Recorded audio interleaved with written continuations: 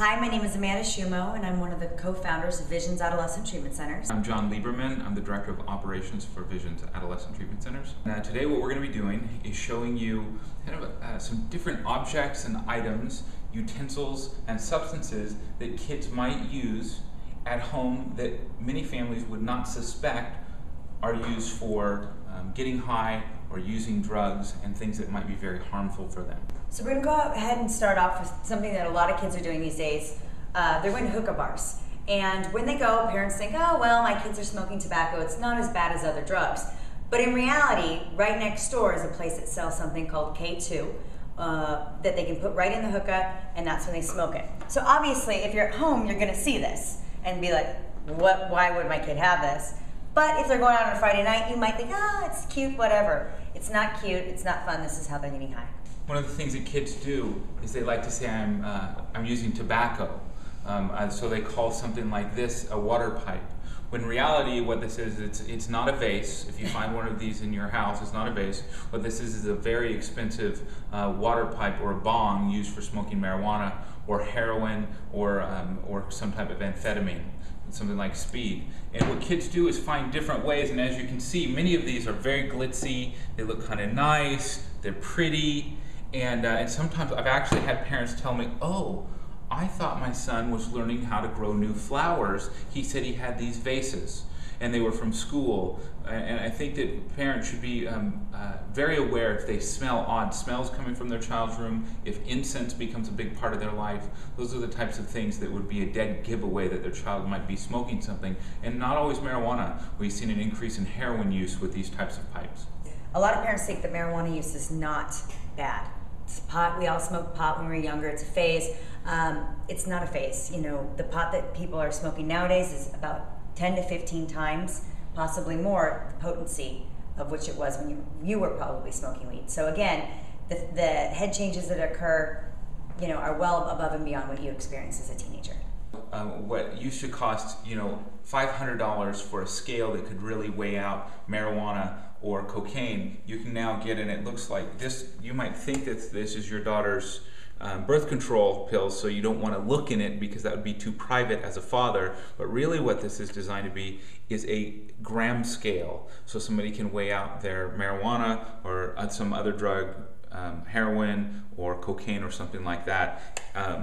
Many of the things are made to look like something else so you wouldn't suspect it. We have a little jar here, it's 7-Up.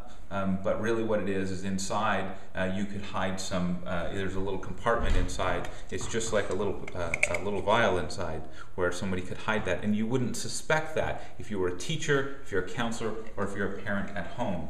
And kids love the little contraptions, whether they're using a contraption like this to break down their marijuana to make it easier to roll, something like that, or having small pipes like this that they can carry around in their pocket. This one actually is really designed for cocaine or amphetamine.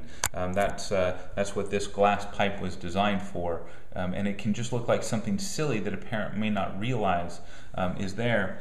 One of the things that a parent might not realize is also that if they find little pieces of rolled up foil that might have burn marks on them, kids are using that to smoke heroin a lot, and it's very, very dangerous because it really is an entry to using heroin intravenously. In any corner liquor store, they have cigars, they have these small tubes with flowers. What we do was we pop out the flower, we go ahead and we would use this as a pipe to either smoke crack or speed. Typically. Same with those cigar tubes that you often see in the liquor stores that have the glass tubes. If you were to look on the internet under clean drug test, there are hundreds of sites will come up. There are people who've made their mission and their technology around how to be able to not get a positive test when you go in for a urine test, which is really dangerous. A lot of the chemicals that individuals are using, drinking things like cups of vinegar, a cup of Clorox, Golden Seal, some of these things can have really adverse effects, especially if someone already has some physical problem like diabetes or hypoglycemia or something like that. What this is designed to do is you would shake this up and drink it, and it guarantees that you're going to get a clean drug test. That's one of the things that individuals will do is have their next door neighbor who they know doesn't do drugs sell them some urine. This is a belt. kind of called a Whizzinator. I can take this and tie it around my waist, use a little hand heater to keep it warm, and then use the tube so when I go to take my urine test, somebody could almost watch me take the test and it would look like I'm really urinating in a cup. If you're watching this and thinking, oh, my kid, bongs, yeah, I know about that, and my kid's so good, we're not there yet. Chances are you are there yet. We are seeing kids as young as 12 and 13 who know about these things. They may not actually be doing it, but they absolutely know about it. So it's never too soon to start the conversations about drugs and alcohol. Well, this looks like a Marks-a-Lot pen, and this one looks like a highlighter that you would see that your child might say is from school, and it looks exactly like one. And it'll actually work and write, but in the bottom, it's a little bit hard to see because it's black. This is actually a pipe. A pipe could be used for a little bit of marijuana. The pipe could be used for heroin or cocaine or something like that. And it's so easy to put together, a child could just keep it in their backpack. And the likelihood that they get caught for something like that is just very low, unless you have savvy individuals who are looking for how a child might be trying to get away with something or notices their behavior up front. This looks like a Pepsi that somebody could be walking with. Just looks like a soda. Looks like you can keep it cold in the refrigerator.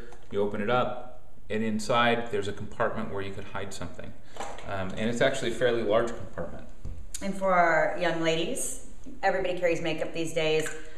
Put together, looks like your typical lipstick. When taken apart, it's actually called a sneak-a-toke, which is kind of what John was saying. You put the marijuana in, it's just a one-hitter. You put it, smoke it, and put it right back in. Chances are you're not checking for these things. So if you suspect something, if you're smelling things, if you think anything, chances are you should probably start searching the makeup bag. This is something that's really fairly new over the past year and a half. This is called K2. This is a container for spice. Our staff members were able to purchase this over the counter. So what this is basically some chemicals that have been put together that mimic the way marijuana might make someone feel. We've seen a lot of kids have issues with paranoia, anxiety afterwards, even talking about blacking out after smoking K2. It's really dangerous because it's not tested. We don't know exactly what it does. It doesn't come up on most drug screens. So you actually have to pay an additional fee and go through a laboratory these days to actually test for K2. So if you have a child who's been caught smoking marijuana in the past, you're drug testing, you're doing the right thing, they might be getting over with this. This is something that's been occurring all over our country, this is a container for what we call medical marijuana. Medical marijuana means individuals can get prescriptions. Some places are very responsible, other places are not, and it's more about the money. But what we've seen is kids are getting more and more access to very potent forms of marijuana, and so they'll show up like this and kids will say, well, it's a prescription. But whether it's a prescription for marijuana or a prescription for something like Adderall or a painkiller or something to help someone sleep, it always should be overseen by a parent, and many times kids are able to get these things right under their parents' noses. Which leads us to our next item, which is an actual prescription bottle. So let's say your son or daughter has an antibiotic that they kept in the counter. Sometimes what they'll do is they'll just open it, put another substance in it, such as Oxycontin, Vicodin, those types of pills.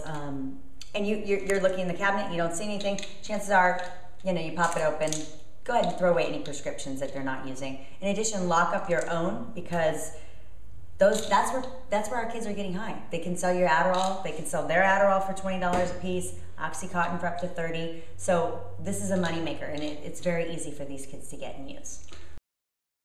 These drugs are the things that kids can get kind of right out at home or over the counter. We have quercetin, and what it has is a chemical. When kids take a lot of it, it makes them hallucinate. But it's another very dangerous drug. Kids sometimes have actually passed out, they've blacked out while they're driving, then they'll start using other drugs on top of that. In addition to this one, Robitussin, there's all those medicines that you can drink, NyQuil, things like that. If it's not in the bathroom, you probably should wonder what's going on and why it's in their bedroom or their backpack unless you know about it. This is Pam, and we're not doing a cooking show. Kids will spray Pam into a plastic bag or into a sock the same way someone might do we heard in the old days using spray paint or model glue. Pam does exactly the same thing. It creates hallucinations, feelings of euphoria, but it also destroys brain cells. This is a very, very, very dangerous thing to do. And then we have here whipping cream, and whipping cream has nitrous oxide in it. That's what pressurizes this container. So kids will go in and they'll use this. Even we've seen this happen sometimes. Treatment centers have inadvertently had this type of whipped cream in their facility and didn't realize the kids were going to use that, or adults for that matter, just to change the way that they feel. These things aren't to scare people, but what we want to do is help educate the public that these things are absolutely right, sometimes right under your noses, and there's ways that we can safeguard our kids and our houses so that it can be a safer place.